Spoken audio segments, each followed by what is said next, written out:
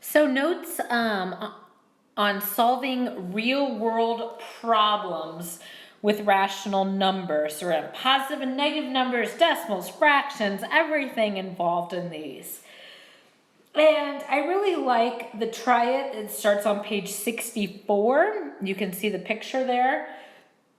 So we have learned this entire topic about how we add, we subtract, we multiply, and we divide if we have positive, negative numbers, rational numbers. And so let's look at these real life examples. We're talking about a water balloon ascends, meaning goes up, from an elevation of 18 feet below sea level to an elevation of, a weather balloon. I said water, I apologize.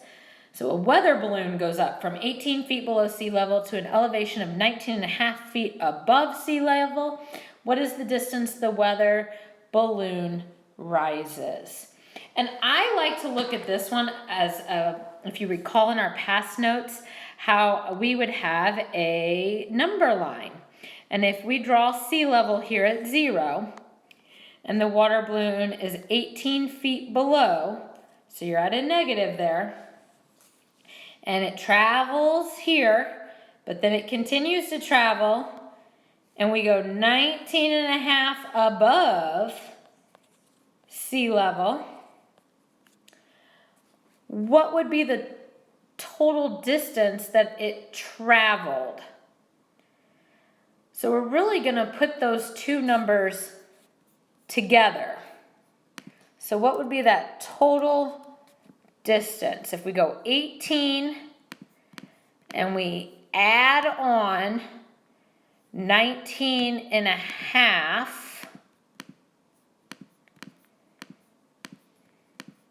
what do we get? We get 37.5 feet. And we know that this distance, total distance, was positive. We were increasing the entire time.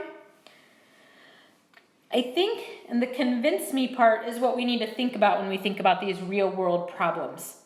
How did you decide what operation to use? Maybe you did it differently than I did.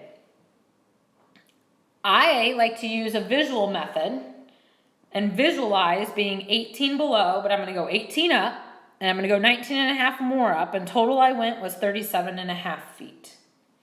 Let's look at example 2, where we're using properties of operations with rational numbers. And we're talking here about Kevin's playing a trivia game.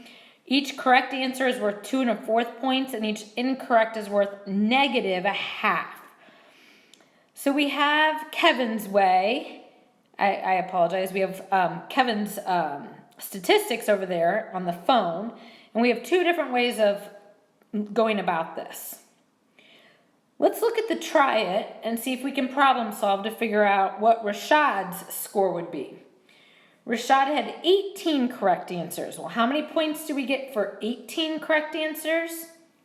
We get 2 1/4 points for each of those. And what happens if we have incorrect answers? Well, we lose 1/2 point every time we have an incorrect answer.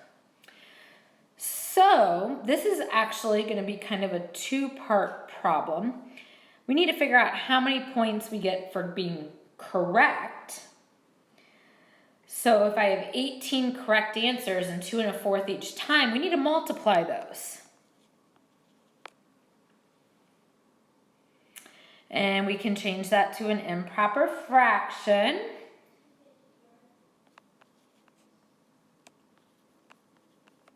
We can put the 18 over 1. And if we look at taking our 18 times 9, we're going to get a 162, but we have to divide that by 4, and we get 40.5 points. 40.5. But that's the correct answers. Now we know we lost some. We lose 1/2 point every time. So how much are we going to have to take away from all those points? So we have 12 incorrect. Let's multiply that by -1/2. we're going to get negative 12 over 2, or we're going to subtract 6 points. Negative 12 divided by 2 is 6. And 40.5 take away 6 would be 34.5 total points for Rashad. So if we wanted to compare who did better in this trivia game, it would have been Rashad. Again, these are problems. These are just word problems, real life examples of when we could use rational to figure out if we are adding, subtracting, multiplying, or dividing. We just had a real life example that was multi-step, and we're going to look at another one here when it's with dealing with temperature. And so the one up above walks you through each of the steps. It says the temperature at 4 p.m., this is example 3 on page 65, was 2.5 degrees Fahrenheit, but it dropped 75 hundredths of a degree each hour for 4 hours. What was the temperature at 8? I also look at this as, again, we could use like a thermometer and an actual visual picture. The try it, let's walk through that and see if we can problem solve through it. The temperature at 10 a.m. was negative 3 degrees, and we're going up this time. And we are going up 2¼ degrees each hour for the next 5 hours. So what would be the temperature at 3? So if we take a look at this, and I'm going to think of a thermometer here, and I want you to think that we are starting at negative 3 degrees,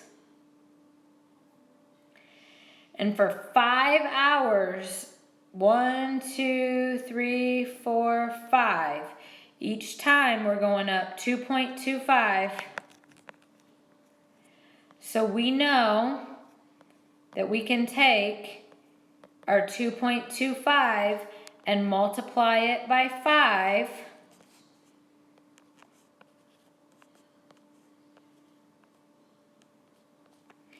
And we are going to get 11¼ is how much we are going up. But again, we started at negative 3. So if we take 11¼ and add the negative 3 to it, because that was our starting point,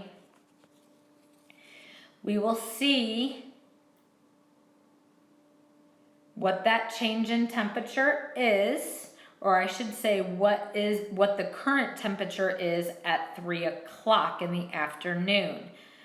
So taking away 3 degrees there, our final temperature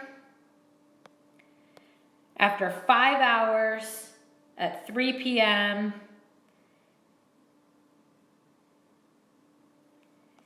is 8¼ degrees Fahrenheit. And ironically, it is 3 p.m. currently as I'm finishing up this video. Hopefully from topic 1, you were able to learn and you can say that you can add, subtract, multiply, and divide rational numbers. That's it.